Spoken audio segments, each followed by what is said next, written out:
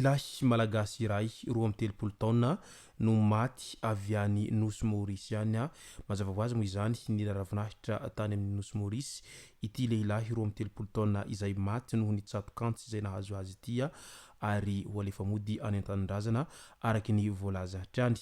ka ny pisipitsy ny mahakasika an'izay ny fakafakena amintsika ato anatin'ity vidéo ity ka manasa antsika rehetra anaraka an'ity vidéo ity hatramin'ny farany aza dino ny milaiky ny vidéo antsika ary tsara voatrany ny miabone amin'ny chaîne antsika mba ahafahanareo manaraka tsy tapaka ny vidéo zay lefa nahito isan'andro tsy ampendrela mo isika fa avy hatrany tonga de vavany ndao ary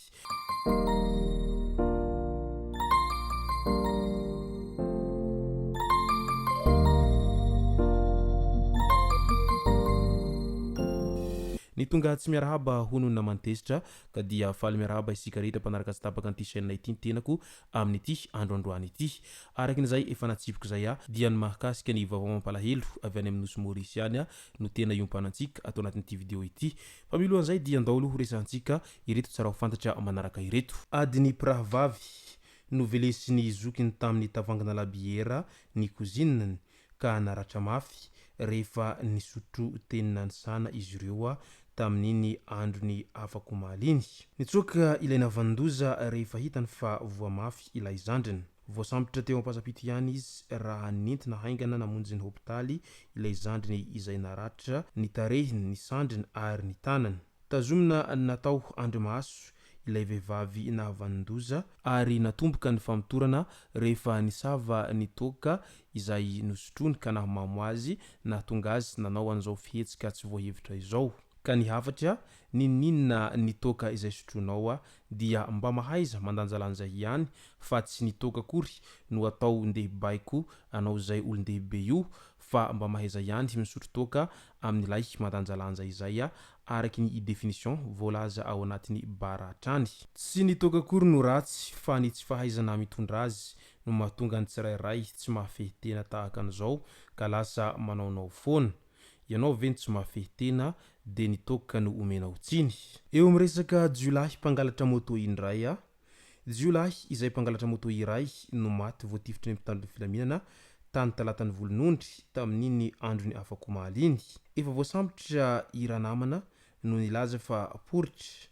avy hatrany dia nosorany maloto ny mpitandro ny filaminana izay nitondra azy ka nalainy ny basy saika nitsoky indray saingy notifirina rehefa tsy nety nijanona ka noho izay tifitra izay no nahafaty azy ka noho izany dia naty tao am-perinasa izany no filaza an'ity mpangalatra izay maty voatifitry ny mpitandro ny filaminana ity midika izany fa tena tsy mitsitsy amin'ireo mpanao ratsy sy ny mpangalatra ny mpitandro ny filaminana amin'izao fotoana izao fa nizaniza ny manao ratsy sy mangalatra rehefa tratra dia avy hatrany voatifitry ny mpitandro ny filaminana raha vantany manao fihetsika hafahafa ka minia hamaly na ihany koa handositra ny mpitandro ny filaminana izay ny iray ihany moa no maty voatifitra tamin'ireo izay jiolahy mpangalatra moto ireo fa ireo namany kosa dia voasambobelona ary noentiny mpitandro ny filaminana mba hanaovana famotorana amin'ity asa ratsin'izy ireo ao anatin'izay tambazotra mpangalatra moto izay ao anatin'izay resaka tsy fandrimpahalemana izay eny amin'iny faritry ny Andavamamba iny araky ny fizarana nataony nomena Iharinandrianina tao anatin'ny tambazotra tsirasira Facebook araky ny voalazany hatrany Andavamamba sy ampifiloha rehetra iny iangaviana mba aza mandeha amin'ny parti iny indrindra fa manomboka eo amin'ny fitora ariva eo satria efa mangina eny amin'izany sendra andehody no aveo amin'ny sena Mandavamamba no nisy nitoraka tamin'ny Vatobe vaky moa ny jiron'ilay moto ary tsy nisalasala fa avy hatrany dia nandeha mafy tsy nijanona nitodika kely efa aorinako misy bandy efa hovaly manenjika amin'ny antsy sady mbola nitoraka ihany isorana ny any ambony fa tafody soamantsara tany an-trano midika izany fa tena efa tsy mandry fahalemana ny tany amin'izao fotoana izao ka melimelo ihany ho an'izay mbola tsy voa manoloana an'izay resaka fanafiana etsiro izay mbola ao anatin'ny resaka halatra moto ihany lehilahy misa telo no voasambotry ny polisy tamin'ny andro ny 7 Martsa 2024 izay voalaza fa tompon'antoka tamin'ny fahaverezan'ny moto teny amboho manarina tamin'ny alalan'ny GPS no nahafantarana fa eny Imamba Soavy Masoandro no nanafenana ilay moto. Nidina ifotony ny pôlisy tratra tamin'izany ny lehilahy iray ary hita tao aminy ihany koa ilay moto saingy efa nisy kojakoja tsy teo intsony. Taorian'ny fanadihadiana no nitoroka ny namany izy izay tena tompon'antoka tamin'ny asa fangalarana moto ity. Ka izay no nahatonga an'izy telo mirahalahy ireto izay tena mpangalatra moto ikuizana no tratra tao anatin'izay velam-pandrika teo amin'ny resaka fisiany GPS tamina moto izay. Mahakasika nitohiny ilay raharaha fangalarana izay tena nilaza be nahitantsika anireo jiolahy roa lahy izay niditra tantranon'olona nefa tratran'ny caméra de surveillance ary mbola nidaroka ny zanaky n'ilay tompotrano no sady nangalatra mo ireo jiolahy ireo tamin'iny fotoana iny fa noho ny ezaka nataon'ny mpitandro ny filaminana tamin'ny fanaparitahana anireny video sy ny sary azo tamin'ny caméra de surveillance reny dia tratra mo izy ireo andro vitsy taorian'izay. Fantatra amin'izao ankehitriny izao taorian'ny famotorana izay natao azy ireo dia no tanana amponjavonjo maika NCFA ny enindahy izay voarorohy tamin'ny raharaha fanafihana teny Ambody Afontsy Ampitatafika.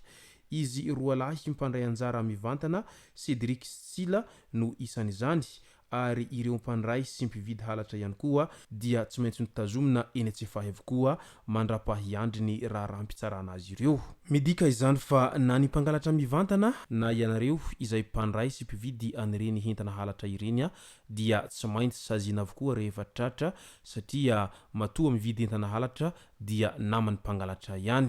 Ka tsara ihany raha asiana fitandremana anireny fividianana zavatra tsy hita taratasy mazava tsara ireny fa sao dia mahazo hentana halatra ka hanahirana tahaka an'izao nahazo anireto izay mpandray hentana halatra ka nidoboka any NCFA izao. Andao amin'izay ho resantsika ny vaovao mampalahelo izay avy any Anosy Maorisiany mahakasika ny lehilahy iray izay teratany malagasy maty avy any Maorisiany. Lehilahy malagasy iray izay antsoina hoe Olivier Razafy Tanora Zanna 23 taona maty voatsindrona zava-maranitra tamin'iny andro ny afako mahaliany teny mitorapasika Point au Sable tany Maurice tany. Maromaro zareo no nikorana teny amin'ny torapasika io. Kanjo raikitra ny ady. Ny roa lahy no voalaza ho namono azy ary nosamborin'ny criminal investigation division au Port Louis Sud. Mampalahelo tena mampalahelo ary mahavaky fo ny trangan-javatra tahaka an'izao. Ny malagasy izay samy mila ravinahitra ampitan-dranomasina ary samby maniry ny soa sy ny tsara amin'izay mba hafitsinjovana ny ho avy ny taranaka izay no antony nahatonga anireto tanora ireto no niala tany an-tanindrazana mba andeha hila ravinahitra tany ampitan-dranomasina. Kinanjo faty nefa no setrina zay satria ny malagasy samy malagasy ihany no mifamono nefa ny malagasy no tokony samy hifanohana rehefa mipetraka antany lavitra tahaka nitony. Mampalahelo ilay toetsaina ka mila fanovana fa tsy dia tsara loatra ny toetsaina izay tena mbola maneho ny endrika ny tsy fivoarana tahaka an'izao nefa dia efa mipetraka sy monina amin'ny toerana sy firenena ao anatin'izay fivoarana izay tanteraka. Ka dia mirary ny fiononana feno ho an'ny fianakaviana manamanjo manoloana an'izao loza izay nahazo ny namana izao ary aingane ho sary levenina ny maty ary aza misosoka alahelo intsony. Ho an'ireo navandoza kosa aingane mba ahazo sazy tandrify azy ireo avy. Izay sy zay moa no masaka azo naroso tao anatin'ity video ity tompoko lasy tompoko vavy misaotratsika rehetra nanaraka an'ity video ity hatramin'ny farany. Aza dino ny milaiky ny video antsika ary tsara voatrany ny miabone amin'ny chaîne antsika mba ahafahanareo manaraka tsy tapaka ny video zay lefa nahita isan'andro. Tompoko lasy tompoko vavy mankasitraka dia mirary soa.